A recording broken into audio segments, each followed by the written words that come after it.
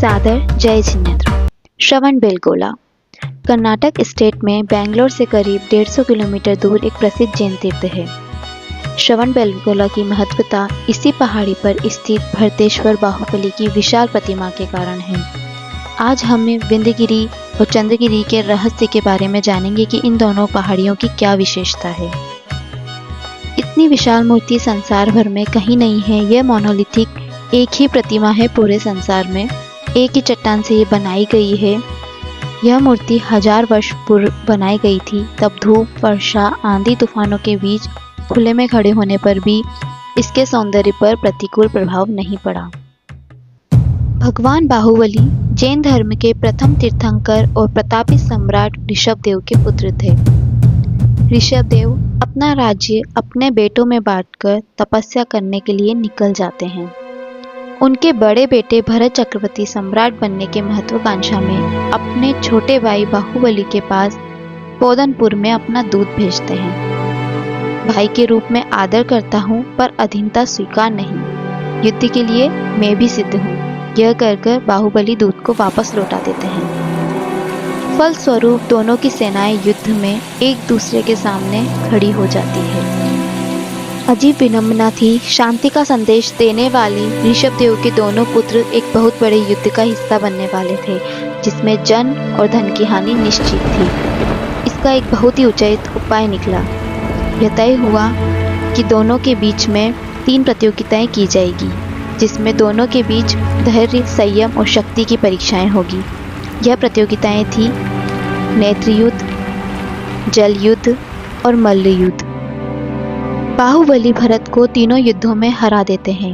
हार के अपमान से क्योंकि भारत बाहुबली पर अपने चक्र रत्न से प्रहार करते हैं, किंतु चक्र रत्न बाहुबली को 3 प्रदक्षिणा देकर उनके पास ही स्थिर हो जाता है। भाई द्वारा भाई पर ही सत्ता को प्राप्त करने के लिए इस वार से बाहुबली को विरक्ति हुई।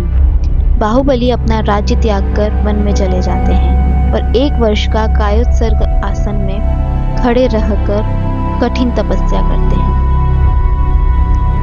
यहाँ उनके पैरों में लताएं और सर्प लिपट जाते हैं। चींटियां उनके आसपास अपना घर बना लेती हैं, पर वो अपनी तपस्या में खड़े रहते हैं। मैं अपने बड़े भाई भरत को यह राज्य सौंप चुका हूँ।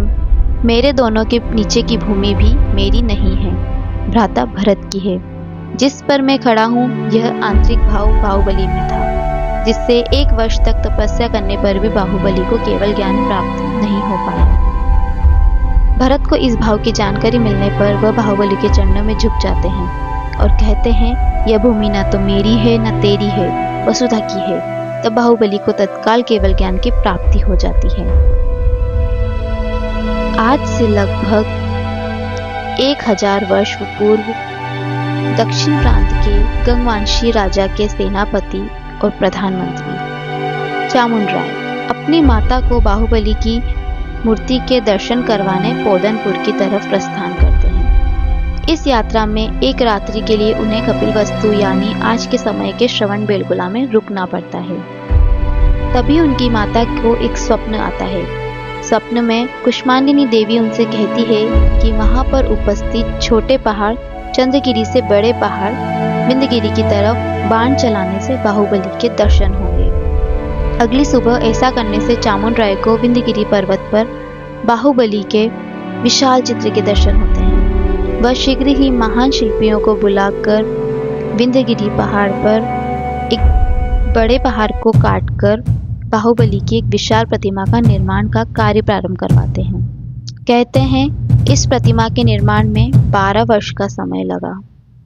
चामुंडराय को अपने इस कार्य पर गर्व होता है और वह बाहुबली भगवान की प्रतिमा का महामस्तकाभिषेक करवाते हैं। 1008 कलशों द्वारा जल, दूध, गन्ने का रस इत्यादि से उनका अभिषेक होता है। उनके अनेक प्रयत्न के बाद भी कोई द्रव्य भगवान की बाहुबली के हृदय के नीचे नहीं पहुंच पाता और अभिषेक पूर्ण नहीं होता है। उनके इतने प्रयत्नों के बाद कुष्मांडिनी देवी एक वृद्ध महिला गुल्लिका के रूप में अपने हाथों में एक छोटा सा कलश लेकर आती हैं। उनके अभिषेक करने पर बाहुबली भगवान का महामस्तकाभिषेक पूर्ण होता है और चामुंड राय का अहंकार नष्ट हो जाता है। गुलिका जी द्वारा डाली गई एक छोटे से कलश से एक श्वेत सरोवर का निर्माण होता है। यह सरोवर जो चंद्रगिरी और विंध्यगिरी दोनों पहाड़ियों के बीच में है। इसी सरोवर का नाम बेलगोला अर्थात श्वेत सरोवर है। अपने शांत वातावरण के लिए यह जैन साधु संतों को बहुत प्रिय है। वे यहाँ अत्यधिक संख्या में रहते थे, इसलिए इस जगह का नाम श्रवण बेलगोला पड़ा।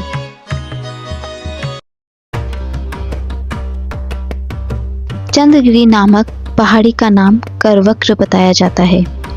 कहा जाता है कि सम्राट चंद्रगुप्त मौर्य ने यहाँ आकर तपस्या की थी, जब से इसका नाम चंद्रगिरी पड़ गया। इस पहाड़ी का बहुत धार्मिक महत्व है। इस पहाड़ी पर 14 जैन मंदिर हैं।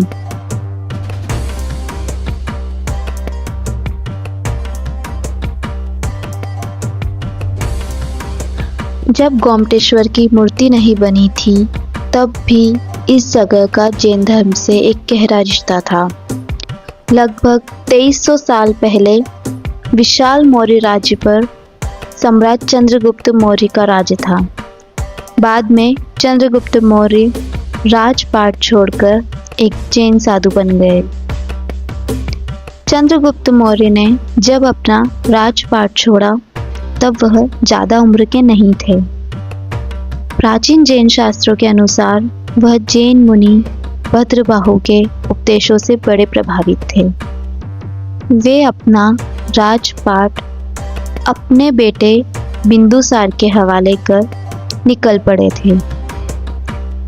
बाद में इस साम्राज्य का शासक बना उनका पोता सम्राट चक्रवर्ती अशोक। चंद्रगुप्त मौर्य कठिन तपस्या करने के लिए निकल पड़े थे। कहा जाता है कि चंद्रगुप्त मौर्य ने अपने गुरु भद्रबाहु के साथ इस गुफा में अपना पूरा जीवन व्यतीत किया। यहाँ पैरों के निशान अभी तक भी सुरक्षित हैं, जिन्हें भद्रबाहु के पैरों के निशान माना जाता है। प्राचीन जैन लेखों के अनुसार सम्राट यहीं अपने गुरु के साथ रहते थे। बाद में चंद्रगुप्त मौर्य ने जैन परंपरा के अनुसार आजीवन उपवास करके अपने प्राण त्याग दिए। आज के समय में चंद्रगुप्त का स्मारक श्रवण बेलगोला में चंद्रगिरी नामक पहाड़ी पर बना हुआ है।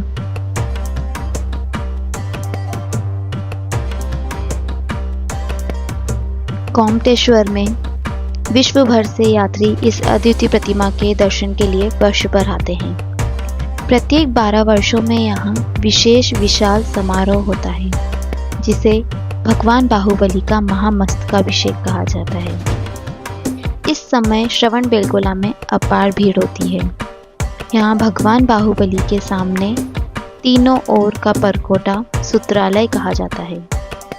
इसमें भी छोटी छोटी अनेक दर्शनीय प्रतिमाएं हैं। यहाँ कुष्मांडिनी देवी की प्रतिमा है, जिनके आगे अखंड ज्योत जलाई जाती है। बाहुबली भगवान की मूर्ति किस तरह बनाई गई, यह आज भी रहस्य है। पत्थर को काटकर जो बनाई गई है ये प्रतिमा, ऊपर से नीचे पत्थर को काटा गया था या नीचे से ऊपर की तरफ? शिल्पियों ने यहाँ पर मूर्ति बनाई थी या कहीं और बनाकर फिर इस मूर्ति को यहाँ लाया गया? तीर्थ यात्री यहाँ आते जाते रहते हैं, पर यह रहस्य ही है। जय जिनेंद्र।